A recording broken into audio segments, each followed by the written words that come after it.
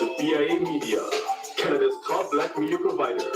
Whether you're looking for content from fashion, art, music, or simple lifestyle, we bring you the best of black community in Ottawa has to offer, and so much more. And better yet, do you have a project you need help with? Well, look no further. We provide equipment, studio, and office space, as well as a team of dedicated individuals to help you bring those ideas to life. So don't wait. Check out our new website at biamedia.ca for more information on how to contact us and start creating today. BIA Media, your way.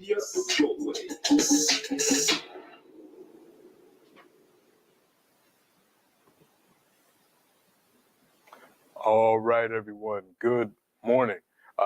Welcome to session 3 of our course, What History Class Left Out, Part 2, African History from 711 to 1896. So today's class, we're going to talk about two more of the great trading empires of West and West Central Africa. We're going to talk about the Songhai Empire, and we're going to talk about Canon Borno, an empire that was grew up around Lake Chad. So we're going to talk about those two kingdoms. In addition, we're going to continue our discussion on the uses of history. Last week, we talked about the Mali Empire, and we talked about the two historical figures of Sundiata Keita and Mansa Musa, and how the memories, the remembrances of those two men serve different purposes. One, how the oral history talks about Sundiata and the social cohesion that was created through that epic, through the life and the works of Sundiata Keita, who built the Mali Empire. And then we talked about the written history as well as the somewhat of the oral history that talks about Mansa Musa and his travels to Mecca and the glory of his Hajj and his stopover in Cairo and the wealth that this man controlled. And we talked about how, you know, different populations respond to those stories different ways. In the heart of the Mali Empire, Sundiata Keita is much more important. His story is much more relevant to the lives of the people than Mansa Musa. But externally, throughout Africa, throughout Western Asia and Europe, the epic, or not the epic, but the history of Mansa Musa is much more relevant, or appears to be more relevant to outsiders. Today, we're going to talk about history as an ongoing project that needs to be preserved and maintained. And we're also going to talk about how history can be used as a weapon against people that are tyrannical, and how we should always be cognizant of how our actions will be remembered by future generations. Because we're going to live longer in memory than we will in the physical form. Physical form, if we're lucky, if you're really, really lucky, you might get 100 years. If you're lucky. You know, if we say somebody makes it to live 100 years old, we clap for them. But then you pass away. And if you are someone of upstanding character, people will remember you for hundreds, if not thousands of years after you physically existed. On the flip side, if you're cruel, if you're tyrannical, if you are someone of ill repute, that memory will live on hundreds of thousands of years after your physical expiration as well. So it's important to always be cognizant of that. And we're going to talk about two more figures, actually 3. 2 that have been remembered quite well, and 1 who is remembered, but not in the way that you would want to be remembered. And we'll talk about what this person did to get that type of characterization in the historical record in West Africa. Speaking on the historical record, we're going to spend a lot of time today in the ancient city of Timbuktu. Timbuktu is a word that has been used in English, as this far off place. Oh, that came all the way from Timbuktu, or this, but it's such an important place. It's bigger than just a marker for somewhere that's far away.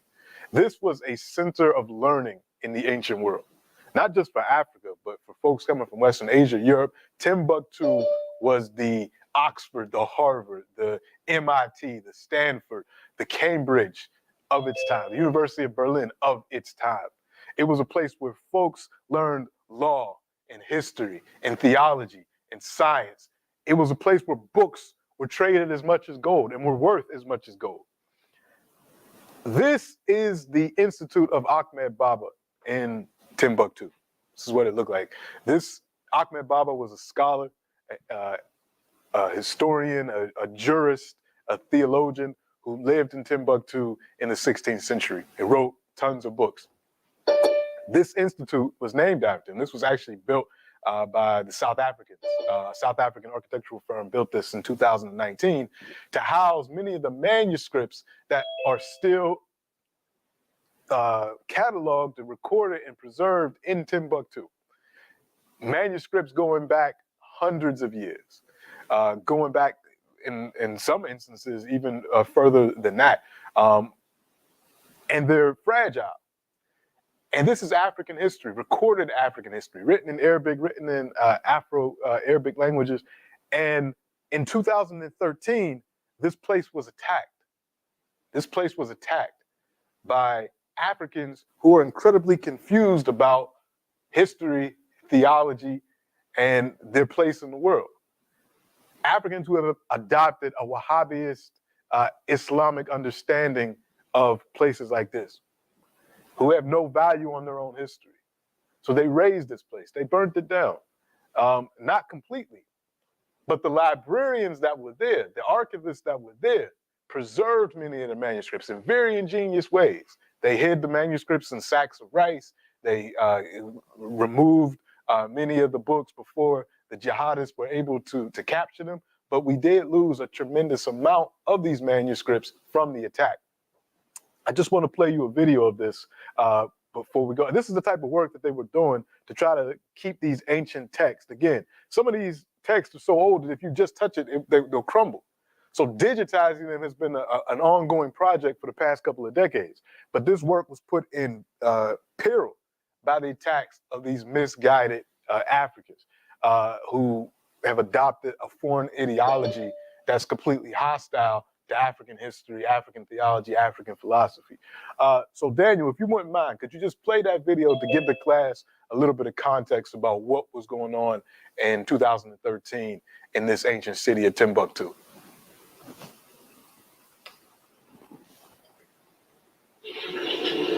Now that Islamist fundamentalists have been driven from Timbuktu, accounts are emerging about the ingenious ways that ancient documents were saved from destruction by the extremists. Many historic mausoleums have already been destroyed in the Malian UNESCO heritage site. To save as many documents as possible, the head of one private collection hid a consignment in a load of laundry and sent them to safety down the river. And at the vast public Ahmed Baba library, staff member Hassini explained how, after being threatened over and over, his boss sent money to buy sacks of rice where they hid more historic documents. Despite the efforts to protect them, around 3,000 ancient documents perished. UNESCO has promised €7.5 million to help rebuild Timbuktu's heritage. All right, thank you, Daniel. So you see how important it is, particularly as we come into Black History Month, that we not only teach this history, but we make sure it's preserved and, more importantly, protected. Protected from folks that see no value in it, that are willing to destroy 3,000 manuscripts that we'll never be able to get back.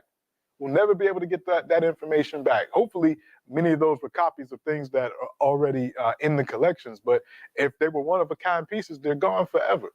So it's important for us to preserve, like what's being done here, to value our history, to make sure it's passed on to others, and to not fall prey to these ideas that come from the outside about what's valuable and what's not. So that's really important for today's conversation.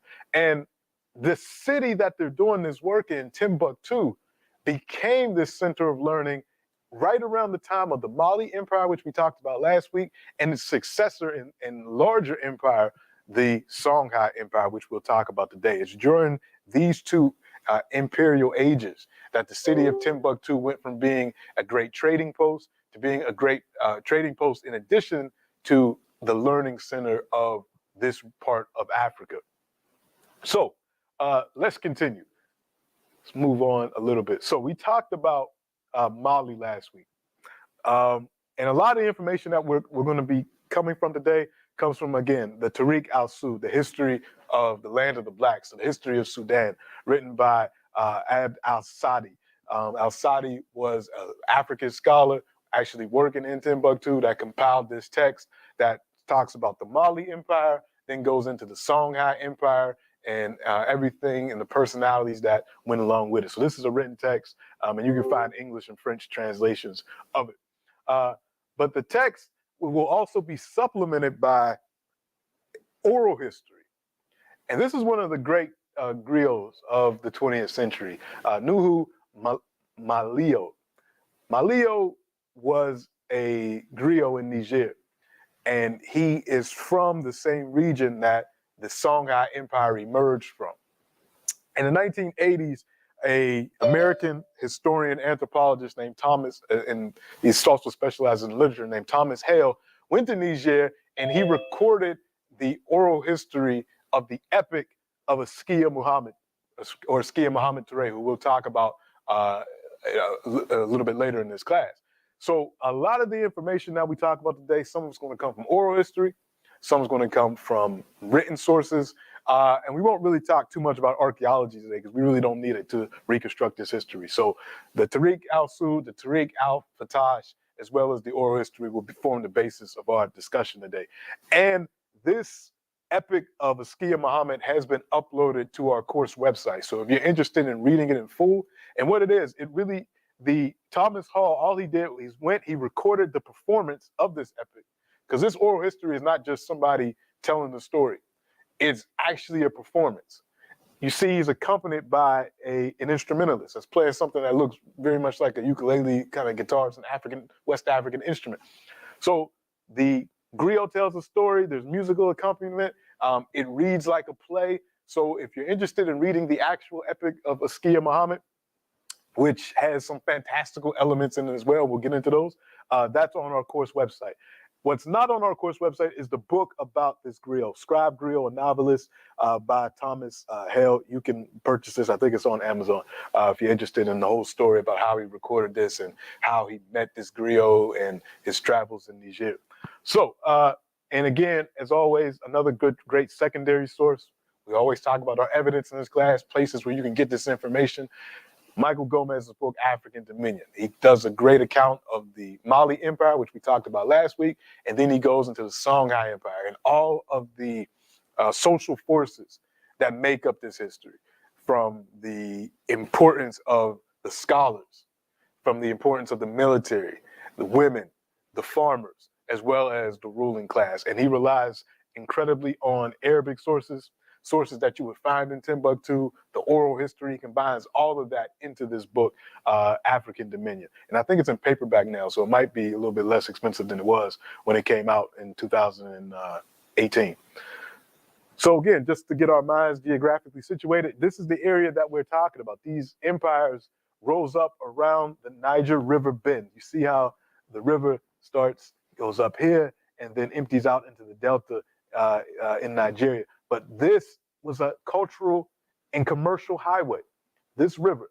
So you see where Mali is, what we talked about last week, everything you see in the dark green. And then Songhai emerges, everything you see in that light green. And this map doesn't really do the best of a job, but it also has influence further west as well. The major cities that we're going to be talking about, the capital city of the Mali Empire was Niani. And at one point, not long after the time of Mansa Musa, we talked about last week. So Musa's pilgrimage was in the 1300s, around 1324. This is Mali at its height. And at its height, Mali was able to subdue the city of Gao, what would eventually become the capital of the Songhai Empire. And there was a ruling family of that city, and the Sunnis, and the Sunni dynasty. Well, at one point, as was custom in the ancient world, when an empire takes over a city or takes over a region, they would often take the children of the ruling family as almost like privileged hostages. It's probably the best way to say it. So in order to ensure that these people wouldn't rebel or the king wouldn't rebel, they would take their sons. Now, they would treat them incredibly well. So they might put them up in military service. They, would give them education. So it's not like they just kidnapped them and put them in a dungeon. They treated them well, but it was to ensure that as long as we have your son here in our capital, you won't rebel. We're going to treat your son right. We're going to educate them. And that's also how culture was spread and how people began to adopt the same type of political formations. And it's something that still happens today. There's a reason why the United States created the Young African Leaders Initiative, something that Obama came up with, where they would take all these promising young African youths, bring them to Washington, D.C., New York, wine and dine them. And then that way, when they ever grow up and become leaders in Africa, they'll think, yeah, America's my best friend. I got wined and dined in D.C. and all that. So if they want to put an AFRICOM base in my country, I'm already for it. So it's not something that's going out of style. But back then, they used to actually keep them for years, long periods of time. And maybe if their parents died, if their father died, who was the ruler, or their mother died, who was the queen mother, they would send them back and they would be the rulers. So there'd be this, relationship between the main empire and its satellite kingdoms. But in the case of the Sunnis of Songhai, they actually escaped. And according to the history, they're so strong that they're able to resist being brought back to the Mali capital. And then at this point, Mali is engaged in its own civil war. Not a few successors after Musa, the Mali empire starts to implode on itself, which happens with a lot of empires and kingdoms in West Africa. This is a story that we're going to tell, and you'll see this pattern emerge for many of the kingdoms and political systems that we'll talk about all the way up until the era of colonialism. What you have a very powerful king, usually a king, sometimes a queen, and because they take multiple wives and have a bunch of children, and all of these children are eligible to become the next ruler, you get a lot of civil wars. And then sometimes their mothers play a role because they want to be queen mothers. So they're influencing their sons and their daughters to fight against their brothers and sisters. And it ends up, costing the country stability. It's exactly what happened in Mali. So this great empire of Mansa Musa that had all this money, it's not an external force that brings them down. It's internal politics and civil war fighting for the throne. So while all this is going on, Songhai, centered in Gao, is getting stronger and stronger and stronger until eventually they produce, that ruling family, the Sunnis, produce this man, Sunni Ali Burr. Now, this is the figure that I'm going to talk to you about who, because of his actions, is remembered horribly by the chroniclers, both in the oral history about Sunni Ali as well as the written history. Now, there are some differences in how he's presented in both, but both types of sources agree he was a horrible person and a horrible tyrant. They also both agree that he was a military genius. So he could be both at the same time. Both the oral history and the written history say this man never met defeat in battle. Because what he was able to do, he was able to take the small kingdom of Songhai, build it up in Gao. He had a powerful cavalry, as you see in this image. And these images come from these Anheuser-Busch Black History calendars that were done in the 80s that are magnificent pieces of art. I like them. This is not something from the 1400s when he lived. This is from the 80s. But they're glorious pictures. I like them. So you see his cavalry here. Massive cavalry. And he knew the tactics of warfare on the Sahel. Because remember where all these empires are located. These major empires of Ghana, Mali, Songhai, we'll talk about the Canon Borno. We might talk about the Kingdom of Darfur later today. All this entire stretch, all the way over to the Kingdom of Ethiopia, are all located on the Sahel. That area where the Sahara Desert meets the grasslands. So if you can control cavalry in an area where there's a lot of flat land, you have a significant advantage. So this man had iron weapons. He had cavalry. He also had a navy that was able to patrol the river Niger. So he had naval support. He had a massive cavalry. And he took advantage of the weakness of the Empire of Mali and began expanding and fighting and fighting and fighting. and he never stopped fighting. He spent his entire career putting down cities, conquering cities, getting tribute from cities, and expanding this Songhai empire into the size of basically Western Europe. This is one of the largest empires in African history, and it's because of this man's military genius. But he's not remembered for that. He's partially remembered for that because they say he never lost a battle, but he's more remembered for his cruelty, and particularly his cruelty to the scholars, because he actually takes over Timbuktu. So Timbuktu, again, it had been made strong during the time of the Mali Empire. The rulers of Mali brought scholars from all over West Africa, from even Western Asia, from Egypt, from various places in the Islamic world to come to Timbuktu, and they would pay these people to write books and to study and to share knowledge. So these scholars were supported by the ruling elite. It was, a form of scholarship. That's what governments do. Governments invest in research. Canada invests in research. The United States, Japan, all these modern countries invest in research. Same thing with Mali. The people loved knowledge. So they wanted to make Timbuktu this center. So, thousands of scholars. And you had these families of scholars, generation after generation of people that were nothing but Islamic scholars, legal scholars, medical doctors, people, astrology, people that study the stars, astronomers, not astrology. I think astrology is the horoscopes. I meant astronomy, people that actually study the stars and all that, and sciences. So you had these learned individuals, all on royal patronage. Eventually, though, Timbuktu, during the chaos that's going on with the civil wars in Mali, Timbuktu gets taken over by the Toure. These are people that live throughout the Sahel as well as the Sahara. They are nomadic, and they're masters of the desert, but they take over Timbuktu for a while. Sunni Ali takes advantage of that, and then he comes into Timbuktu, kicks out the Tuareg, but then he sets his sight on the scholars.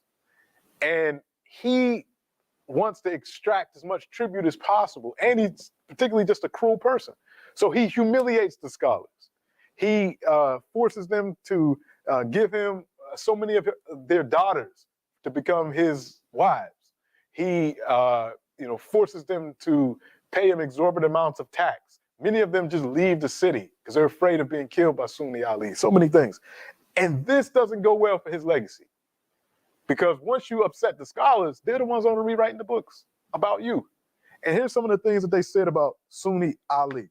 So this is from the Tariq al-Sudan. This is Saadi. This is a Fulani scholar who's writing in Timbuktu, maybe about 100 years after.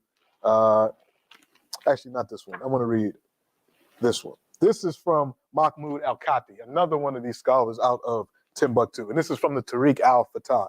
This is how Sunni Ali is described. Sunni Ali is described. The tyrannical, debauched, oppressive, and accursed Sunni or Shi Ali became the successor to Silman Dama and the last ruler of a dynasty whose administrators also initiated this man's contemptible conduct. Always victorious. So they always making a point to say that. This man never lost a military battle. Always victorious. Sunni Ali sacked each and every country upon which he fixed his sights. Always the victor, never the vanquished. He did not spare from attack any region, city, or village extending from the country of Kanta as far as Sibiri Dugu. He marched at the head of his cavalry, warring against the population and ravaging their territories. I just want to read some of the things he says that he attributes to Sunni Ali.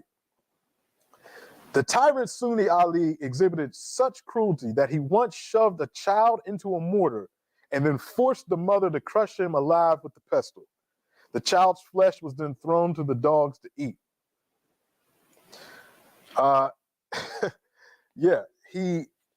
Take a moment to observe from his actions the lengths to which this man would go in impiety. He condemned learned juriscouncils to death. Oh, how many villages he destroyed, incinerating their inhabitants as well. He inflicted all manner of torture on people, Sometimes he exterminated them by fire. Other times, he was known to immure human beings in a wall as a means of disposing of them. It was even said that he opened the abdomen of a live woman so that he could rip the fetus from her body. In brief, these acts of cruelty and debauchery grew so numerous that it's simply not possible to enumerate them all. Now, all this stuff, do we know if it happened just like that or not? No. But the authors are writing to show their contempt for this tyrant, for what he did in Timbuktu and other places. It said, the enemy he despised above all others were the Fulani. He could not look upon a Fulani, which is another ethnic group, another nation, one of the most populous nations in Africa. He could not even look upon a Fulani without killing the person, regardless of whether the victim was learned or ignorant, man or woman. He did not accept Fulani scholars either in his administration or his judiciary. He decimated the Songhai clan of the Fulani, allowing only an infinitesimal fraction of them to survive. In fact, a number so small that all of them could gather under the shade of a single tree. Sunni Ali seized free Muslims, enslaved, and bestowed them as gifts to other Muslims, even going as far as to pride himself for generosity in doing so. This is how this man is described. He is really despised from many of these scholars because they considered him not to be a real Muslim. They said Sunni Ali would say in his prayers, he would say, Allah, peace be upon him, and he would call all power to Muhammad. Like, he mixed up Muhammad and Allah in his prayers. So people would listen to this saying, well, he's clearly not a real Muslim. He's just saying he's Muslim so he could have access to these trade networks and these connections, but this man is not a real Muslim. He still practices idolatry. They say he still practices his traditional religions, and he's enslaving and killing other Muslims, so he can't possibly be a real Muslim. So all of this was written about Sunni Ali, but again, the one thing that all the scholars agree on, he never lost a battle. So he rules until he mysteriously dies. He rules for 20-something years, and he mysteriously dies. They say he drowns in the river. Now, that is up for debate. But what's not up for debate is what happens next. So he dies in 1492, very auspicious year, 1492. And again, this information that I was just reading you from is from the Tariq al-Fatash, written by Qadi. He dies in 1492, but not before extending the Songhai Empire into what you see here. And the Mali Empire is still here, even though it becomes a client state of Songhai. So at one point, as was mentioned, Songhai was a client state of Mali. Now the tables have turned. So the Mali Empire still kind of exists, but is really a subordinate to the Songhai Empire, with its capital in Gao and his learning center of Timbuktu. So Sunni Ali dies. He drowns in the river. He falls off his horse and drowns in the river. Kind of weird for somebody that, was a master of cavalry to die like that. So a lot of people think it's suspicious. Well, his son attempts to take over. So he dies in January 1492. This is the same time that Columbus comes to the Americas. So it's really important for us to put this in historical context, because this state building that's happening in Africa is all happening around the same time that Europe is coming out of its Middle Ages and about to go into its Renaissance, and is also about to expand its presence into the Americas, which will also bring with it Africans coming as enslaved people to the Americas. So all of this is happening all around the same time. January 1492. Columbus is going to sail a little bit later. And also January 1492, the final Africans, the final Moors are pushed out of Spain. And we talked about the Moors maybe 2 weeks ago. The Africans and Arabs that went into Spain and Portugal in 711 and conquered. Well, it took 700 years before the final vestiges of the Moors could be pushed out of Spain. And that was in 1492 as well. And the Spanish are the ones that financed Columbus's expedition. So you see how all this stuff connects. But anyway, Sunni Ali's son attempts to take over. But one of his generals, a man named Mohammed Toure, doesn't really like that, because they see Sunni Ali's son as another version of his father, or a potential version of his father. So Muhammad Toure basically stages a military coup and takes over. So Sunni Ali's son only rules for about a month, and then Muhammad Toure takes over with support of the rest of the military. And this man goes about righting all the wrongs of Sunni Ali. He says, I'm not going to spend my life fighting. The empire is already set. It's already established. My job is going to be to solidify this empire through peace. I'm going to create a new administration. I'm going to create a new tax code. I'm going to bring the scholars back to Timbuktu and all their books and all their learning, and I'm going to support them. And it's because of that Askia Muhammad Toure is given so much praise in the historical record, both the oral history and the written history, in comparison to Sunni Ali. They say Askia Muhammad the Great is one of his names. But Askia is not his name, it's a title. His name is Muhammad Toure. Askia is a title. And then there's some debate about where Askia comes from. But one of the stories in the oral literature is this. When Sunni Ali's daughters heard about the military coup that brought Muhammad Toure to power, they said Askia, that no, he will not take the throne. He should not take the throne, or he has stolen the throne. That's what Askia means. He has stolen it, or he has taken it. And Muhammad Toure was like, you know what? I actually like that as a title. So I'm going to take that. Thank you for giving that to me. Yes, I will be Askia Muhammad Toure, and all of my successors will be Askias. So yes, we have taken it and we ain't giving it back. It's basically what that title means. So Askia Muhammad Toure takes over in 1493. The history of Askia Muhammad. We know from the written record that he was a general for Sunni Ali. There are reports that because Sunni Ali was kind of crazy and he was mistrustful of a lot of people, that he actually had Muhammad Toure locked up at one point. Even though he was one of his most successful generals, he thought he was getting too powerful. Sunni Ali had him locked up. And it was because of the intervention of Muhammad Toure's mother that he was actually let out. And Muhammad Toure's mother, Kassiye, is incredibly important in the history of Muhammad Toure. Now that's the written record. The oral tradition is actually a little bit more interesting, and most people don't think it's accurate, but it's what's was told by Nuhu Malio. And again, he's operating out of Niger, which is right in the region where this was supposed to happen. But his epic of Askia Muhammad was passed down. And again, it was to establish that he was a legitimate successor of Sunni Ali.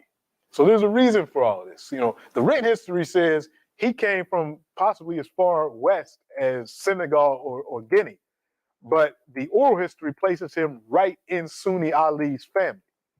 The oral history says Askia Muhammad Toure's mother was Sunni Ali's sister.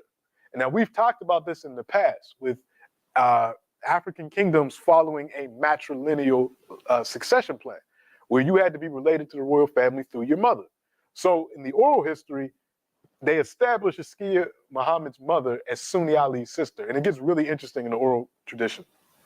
Because in the oral tradition, Sunni Ali keeps killing his sister's children because an oracle has told Sunni Ali, your sister will bear a child that will dethrone you.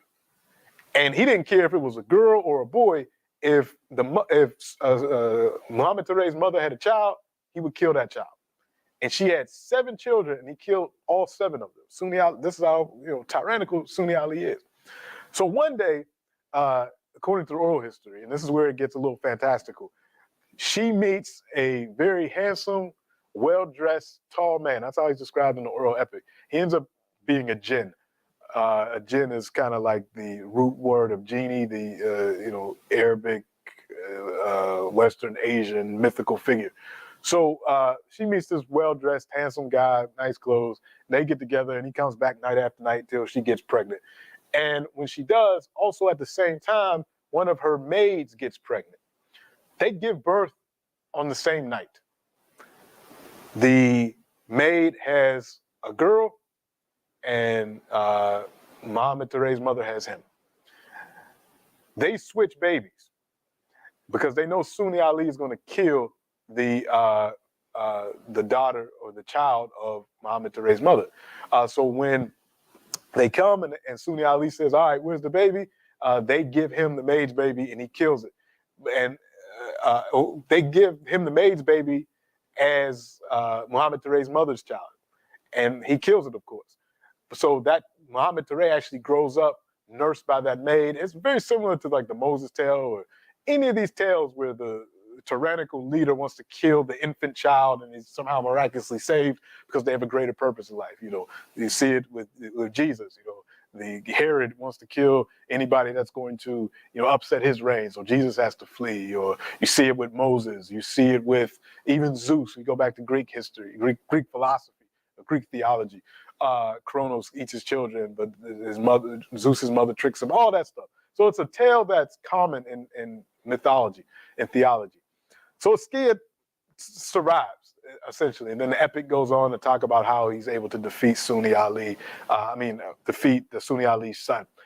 But back to the historical record, we know so much about him. Just like Mansa Musa, he takes a Hajj, and his Hajj is just as impressive. And he comes into the purview of Western Asia and the other Islamic powers of the time. In fact, he's actually given the title of the Caliph of the Sudan, the leader of the land of the blacks. He's given that title in Mecca. He comes back and he continues to build. He rebuilds Timbuktu. He builds other trading centers. He brings stability to the kingdom, and he rules an incredibly long time. And his story, again, it's in Tariq al-Fatash, it's in Tariq al-Sudan. During his reign, the Songhai Empire becomes incredibly powerful and strong, and you get proverbs like this. You know, salt comes from the north, gold from the south, and silver from the country of the white men, but the word of God and the treasures of wisdom are only to be found in Timbuktu. This is how special this place was. You had figures like Ahmed Baba, who we talked about, who the institute was named after, who wrote. And Baba wrote about 40 books on religion, theology. He wrote a treatise on slavery, which basically said, you know, Muslims should not be enslaving other Muslims. He wasn't against slavery completely. He said, you know, if somebody's a non-believer, yeah, you can enslave them, but Muslims should not be enslaving other Muslims the way Sunni Ali did. And he writes this book on it. And again, a lot of slavery happened in the Songhai, but it's not the type of slavery that's happening in the Americas at the same time. It's not chattel slavery. So somebody could be a servant, they could be captured in war, they could be forced to become a soldier, but they're not considered subhuman. There's only certain things that you could do to somebody that's your slave, that's your servant. And people could get out of that condition, and their children weren't pressed into that condition. So it's a different type of slavery than what we see in the Americas. And he writes in one of his biographies that Ahmed Baba had the smallest library of anyone he knew, any of his kin. But by the time that Timbuktu gets conquered by Moroccans, which we'll talk about in a minute, they see 1,600 volumes from him. And he said, I had the smallest library of anybody that I knew. So he had 1,600 books. So you can imagine the type of learning and information exchange that's happening in this town of Timbuktu. Songhai is incredibly strategic because it's located right at the bend of the River Niger. So it's controlling commercial activity along the river, fishing, trade that's happening. It's also taking over the gold and salt trade from Mali. It's connected to the east-west trade that goes to the Hausa states, Canon Borno, all the way over to Sudan and Ethiopia. So trade is happening all over this region of Africa, north to south, east to west, exchanging in ideas, exchanging in goods, cowrie shells going from place to place as a currency, ideas being exchanged. So when we talk about intra-African trade, it's important because when we look in 2023, a lot of the African countries, their main trading partners are China and the West. And intra-African trade has suffered. But back then, intra-African trade was going strong. And of course, they had external trade as well. I mean, they're bringing in silver from Europe and salt from the north. But much of the trade is intra-African trade, which is allowing these kingdoms like Canon Borno, like the Hausa states, like the Kingdom of Darfur, to become incredibly powerful in this region. So what happened? What caused this great empire to fall in basically less than 100 years? The same thing that happened to Mali, The same thing that happened to other kingdoms that we've talked about, succession battles. And it starts right at the death of Muhammad Toure. Let me see if I can, I'll go to, I need Muhammad Toure up here. So, Muhammad Toure reigns a long time, and by all accounts, written and oral, he is a great ruler. He has, one account says throughout his lifetime, he ends up having 437 children. 437 children. Now, whenever I see a historical number like that, I always say, well, let's just take 10%. So even if we take 10%, he had like 44 children. And all of them, because of custom, all of them are potential rulers for the throne. One of his sons, when Muhammad Toure is old and is blind, decides to overthrow his father. So Muhammad Toure is actually overthrown by one of his own sons. And then the debauchery happens. For the rest of the existence of the Songhai Empire, there's a lot of infighting. According to the scholars, people are starting to go to backslide, as the Christians say, to backslide in Islam. So they're not practicing Islam the way the pious Muhammad Toure did. So the fighting, the backsliding in Islam, the excessiveness of the rulers leads to its downfall. And eventually, one Ahmed al-Mansur from the Kingdom of Morocco decides he is going to invade the Songhai Empire. Really interesting story about how this happens. One of the prisoners of this infighting among the princes in Songhai is actually on his way to being in prison, and he escapes. And somehow he makes his way to Morocco, which is a very powerful kingdom in the north. When he's there, he requests an audience with Ahmed al-Mansur. And he says, look, I just escaped from Songhai. It's crazy down there. The rulers are debaucherous. They're not practicing Islam right. You're a powerful Islamic ruler. You should do something about this because it's nuts down there. So seeing an opportunity to enrich himself and to, support Islam, Sultan Ahmed al-Mansur sends a former European slave to lead his army into Timbuktu and Gao and attack the heart of the Songhai Empire. Now, the rulers in Songhai, they're thinking, for all this time, their main worry were the people to the south and to the west. The Songhai Empire was more concerned about, let me see if I can get a better map. They were more concerned about the Mosi. They were more concerned about a resurgent Mali Empire or even Canon Borno as potential, or the Hausa states, as potential threats to their security, to topple them. They weren't thinking about somebody crossing the Sahara. They said, who would do that? There were no powerful states right to the north. The more powerful states were Morocco, and if you want to go further to Libya and places like that. So they said, we're not expecting an invasion from the north. Who would be crazy enough to cross the Sahara with an army powerful enough to stop us? Because this is not an easy task. You can't just say, well, we'll get 30,000 troops and we'll just cross the Sahara and attack you. We already talked about the power of Songhai's military, cavalry with 100,000 soldiers on horses and this type of thing, very powerful military. The problem was they didn't have firearms. So the Sultan of Morocco and his mercenary, the Pasha, who's this European mercenary that's leading these troops, they come to Songhai. Let me just read a passage for you from the Tariq al-Sudan. It is told that the moral corruption that first took place at the end of the reign of the Sultan the Just, the Prince of the Believers, Askia al-Hajj Muhammad, and that his son Yusuf Khoi invented this type of debauchery that would ultimately lead to the kingdom's destruction. The coming of Judar Pasha to the Sudan. So Judar Pasha is who the Sultan of Morocco sent to crush Sudan. And he only brought troops of about 10,000 men. That way, they could survive the crossing the desert. They would have enough supplies to do that. And then when they made their way to Gao, with the weapons that they had, these new modern guns that the Songhai Empire didn't have, because they were too arrogant to actually arm their troops with this type of power. They said, well, we got bows and arrows, we got lances, we got this cavalry, that we have these iron weapons. Who's going to attack us? Well, the Moroccans did. And they were devastating in their attacks.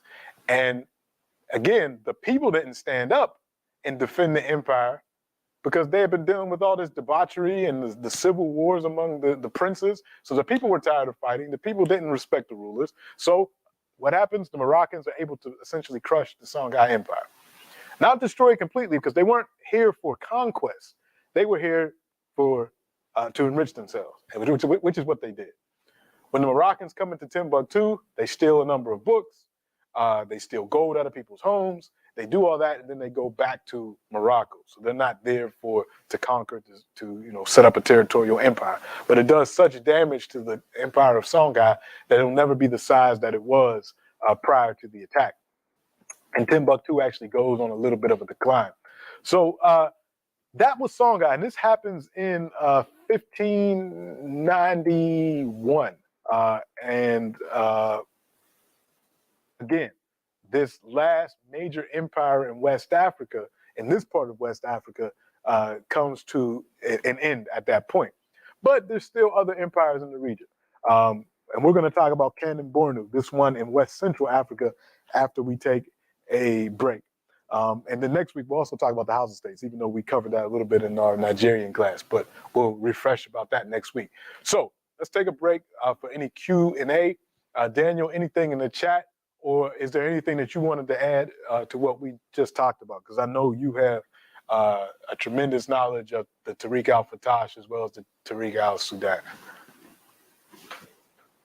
I think that you said everything that needed to be said. The only thing I see in the chat, somebody saying that the connection is very choppy. Okay, we'll try to address that. Any questions or any hands, anything that folks want to ask or make known? Any hands, any questions? I don't see any hands right now. Okay, I think. Mr. Francis, go ahead. Thank you and good morning, everybody. Dr. Ledbetter, I would like to find out, since they were into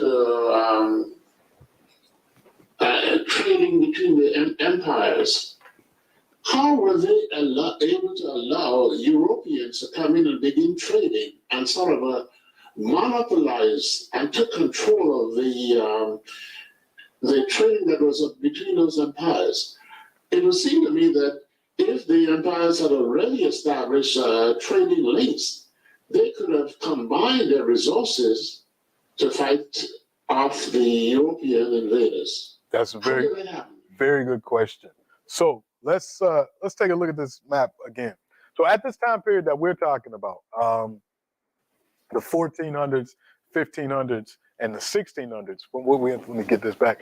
The trading of Europeans, because of what you just mentioned, was relegated to the coast. They couldn't penetrate past the coast. So, the 1440s is when the Portuguese start making their way out of Portugal and start making their way around Africa, and they would eventually circumnavigate Africa by the time we get to the 1500s. But their operations are only on the coast, only in what's now Ghana, Senegal, eventually Luanda in Angola, South Africa, then around, and they start to cause havoc among the Swahili city-states on the East Coast. But even after the Portuguese, all the way up until the 19th century, European trading activity is just on the coast. But the problem becomes one of their principal goal of the trade eventually becomes enslave people. So they're operating on the coast, and they're telling the people on the coast and African kingdoms near the coast that, look, we want enslaved people. So we can do this one of two ways. Either you can go to war and bring us your captives, or if you don't want to work with us, we'll find somebody in your kingdom that does, and we're going to get the slaves anyway. So either one of your neighbors, we'll finance them to attack you and then get the slaves, or we can finance you to attack them. Which way you want to go? Because that we don't want anything else. We don't, at this point, we don't want ivory, we don't want gold, because we can get gold from the Americas. What we need is labor to get that, get those resources in the Americas. So you got that going on the coast, but that violence associated with that the fighting to procure captives, to sell to the Europeans, and the instability that creates spreads from the coast further inland, so that you have a lot of distrust brewing among different nations, which disrupts this trade that we've been talking about, because you're not going to trade with somebody that you distrust. You're not, if there's insecurity because people are worried about getting kidnapped, or they're worrying about wars happening, whether there's civil wars or external wars with different nations, that disrupts business. So by the time you get to the 19th century, where the Europeans say, look, we don't need African labor exported to the Americas anymore, we need Africa's resources, and we need to exploit African labor in Africa, which is what colonialism is about, taking African resources out of Africa and exploiting African labor in Africa. These major players, many of them are weakened because of the slave trade. And that's what allows, as well as a technological advantage that develops, which allows colonization to happen later on. And then when colonization comes and Africa gets divided up among these European powers, trade gets diverted from intra-African trade to trade between not even trade, plunder from from Africa to the European power. So you take a place like West Africa, where you're just divided up between French colonies and English colonies. The French colonies weren't trading with the English colonies. The French colonies were trading with the French. And the English colonies were trading with, if you want to call it trade, it's really plunder. So by the time independence comes, those relationships, unfortunately, continued and continue to exist. It's getting a little bit better. We got the African Free Trade Agreement and some other things. But since the 60s, that has been the goal: increase intra-African trade, so there's a less reliance on those relationships with former colonizers or even with China. How do we increase intra-African trade? So this time period that we're talking about sets up a lot of that. So that's a really good question. Any other hands, Daniel? Anything in the chat? I don't see any more hands, and there's nothing in the chat. All right, so we're going to move further east, and we're going to talk about the empire of Canon Borno, which emerged around Lake Chad. Now, what we have for Canon Borno are evidence. African and Arab writers writing in Arabic give us our written evidence, written primary evidence about Canon Borno.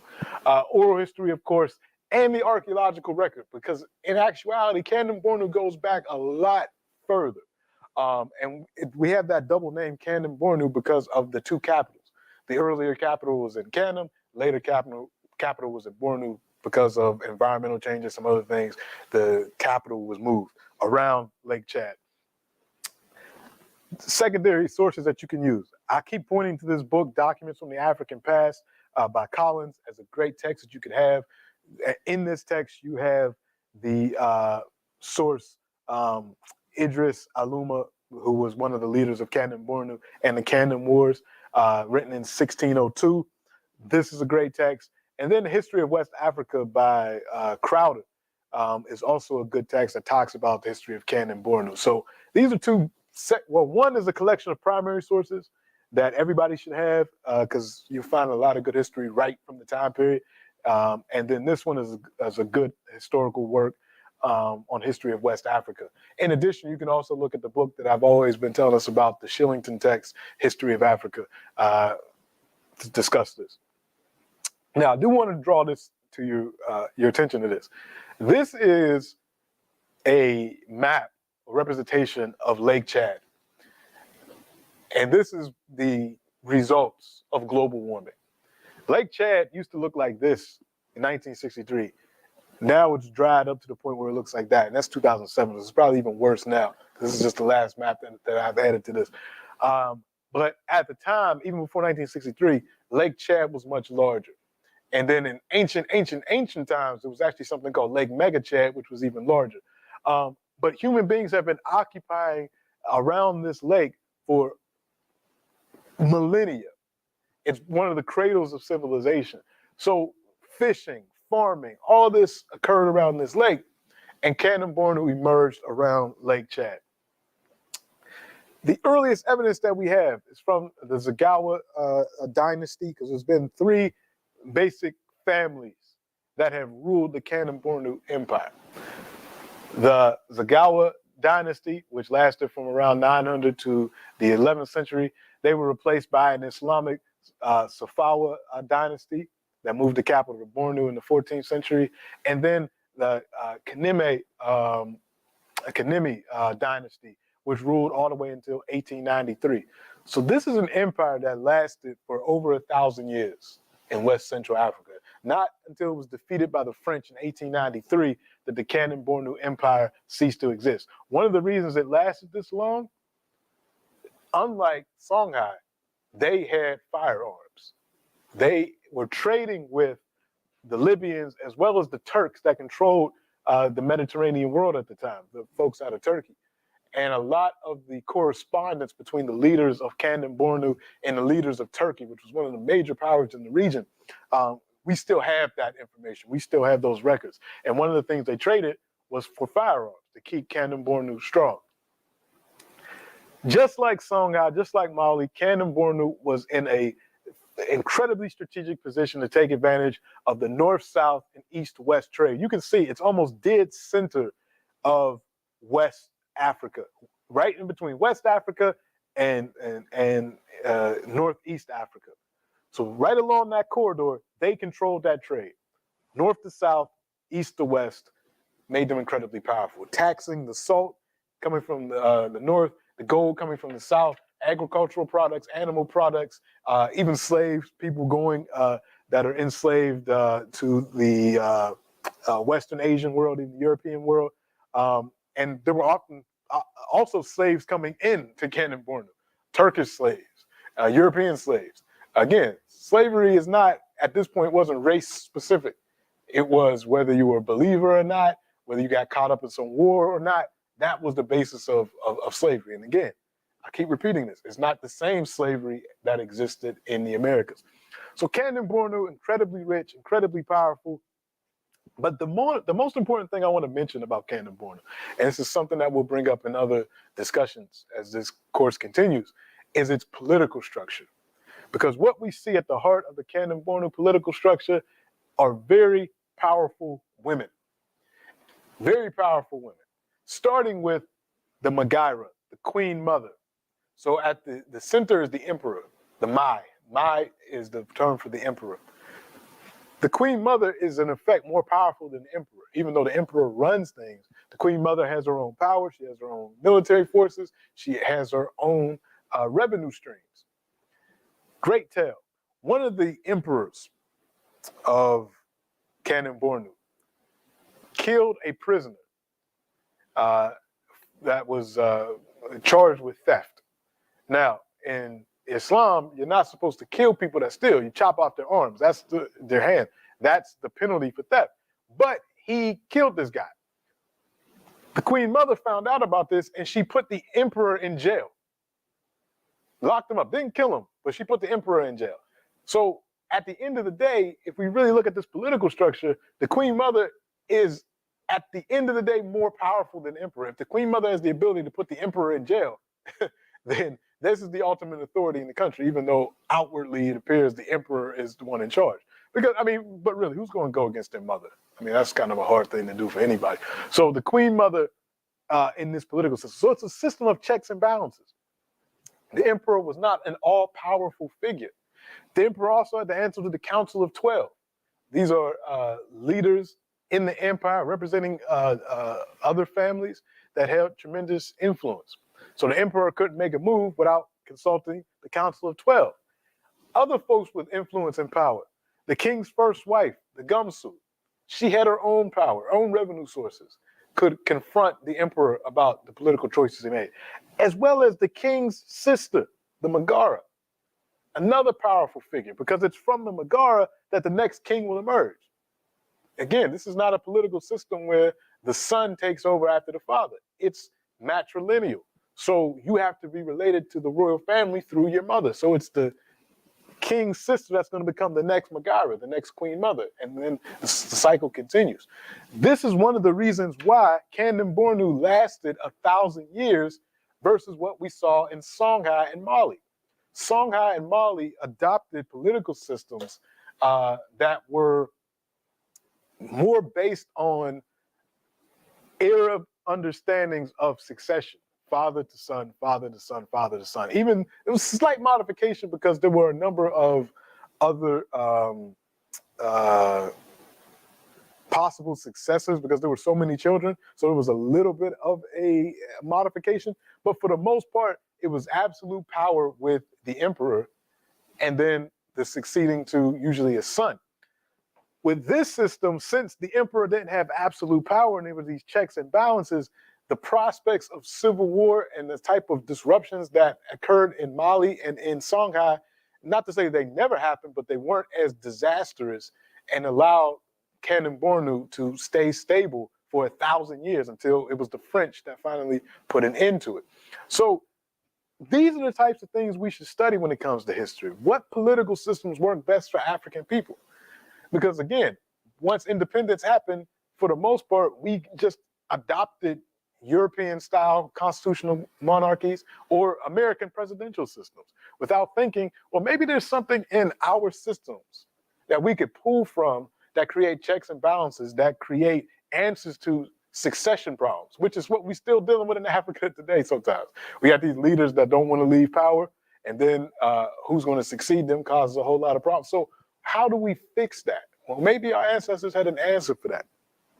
I'll talk about some more folks, and then we'll close up for the day. So Canon Borno, one of the greatest, probably the greatest ruler of Canon Borno was Mai Idris Aluma, who reigned 1580. So he was right around the same time that the Hausa nation fell, is when he arose. I mean, not the Hausa, excuse me, the Songhai Empire fell.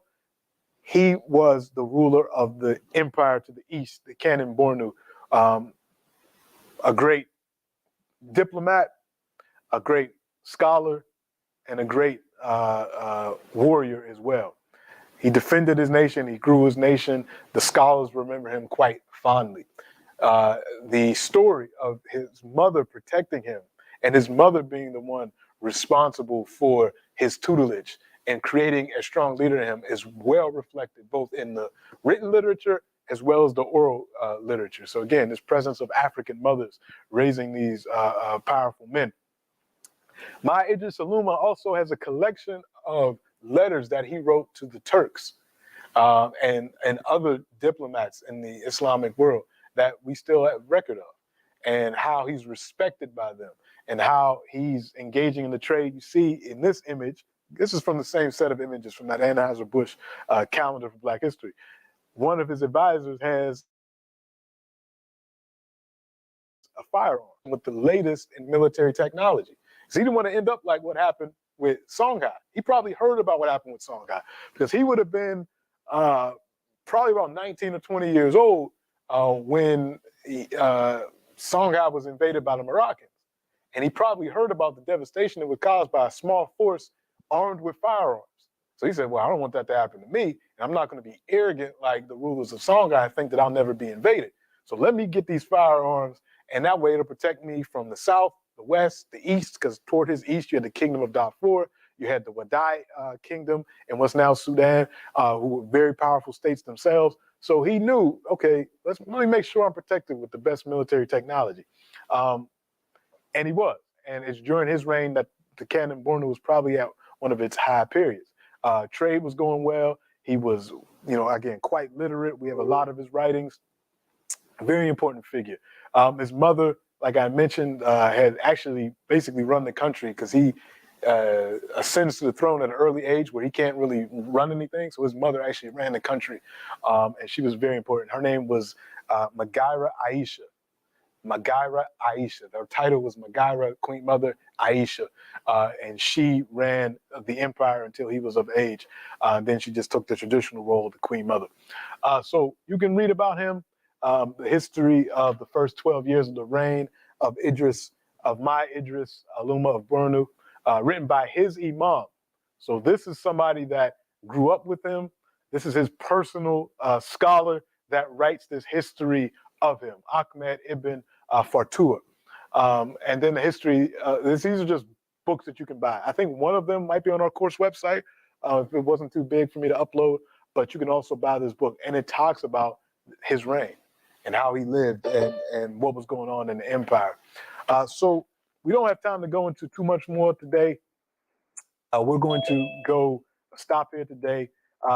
Next week, we're going to talk about what was going on in more Central Africa around the same time period, the development of states. We'll also talk about queen mothers moving forward. We're going to make our way around the continent. We're going to talk about South Africa. We're going to talk more about Ethiopia. So a lot more to discuss. I'm glad you all have been with me today. We're going to go into Black History Month. So a lot to learn. There's a lot of programming coming up. So we'll stop there today and open up for any final questions or comments or concerns. Anything in the chat, Daniel, or any questions? Yes, there is a question. Somebody said the political ruling structure is secondary to the heart intentions and character of the leaders. How did folks throughout history successfully deal with overinflated egos, greed, and selfishness? There's a lot of ways. I mean, in some of the better political systems with checks and balances, if you weren't a good ruler, you could be killed. Regicide was incredibly a powerful deterrent to acting funny. I think when we look at the African examples, the one that always jumps out to me is the Oromo political structure. Oftentimes, and we did it today in this class, we look at the history of kings and empires, and really because there's a lot of information on those, because they took the time to finance scholars that wrote these things up. But in political systems that were more horizontal, less hierarchical, like the Oromo, you have these checks and balances that really, we can learn a lot from. Among the Oromo, from the time you're born, you are put in an age set. And each age set for 8 years has a responsibility. So from 0 to 8, even though you're a kid, you have certain responsibilities. You got to look after small animals. You got to do things from 8 to 16. You have to do certain things all the way up. But that age set between 40 and 48, these are the people that essentially run the politics of the Oromo. And then after you're 48, you go into another age set where you're more of an advisor. You're not an active politician. So that creates a situation so that you have term limits, you have turnover, and then you have people that are prepared to rule. Because in that time period between 32 and 40, you're learning what it means to run a village, a nation. So that type of system is something we should think about. How do we prepare people to rule? How do you share power? And then how do you have an exit strategy so no one gets that ego and that mindset that only I can rule, which leads itself to debauchery, and leads itself to tyranny and all the other things. So we got a lot of examples like that throughout Africa that we can look at to see. And then also, how do you ensure that there's gender parity? That's something that we still haven't gotten right in Africa. There's 55 countries in Africa, and there's only one female head of state right now, and there's only been less than 6, maybe less than 5 since independence. So that's something we also need to work out as well. But yeah, you got a lot of examples, and regicide was one of them in a lot of places. Other questions or comments or announcements? Anything folks want to announce? If not, we'll close out for today. I'll keep you abreast of anything going on. Please use the course website, look at the readings and the past lectures, anything that you need. So we'll talk next Saturday. Everybody stay safe.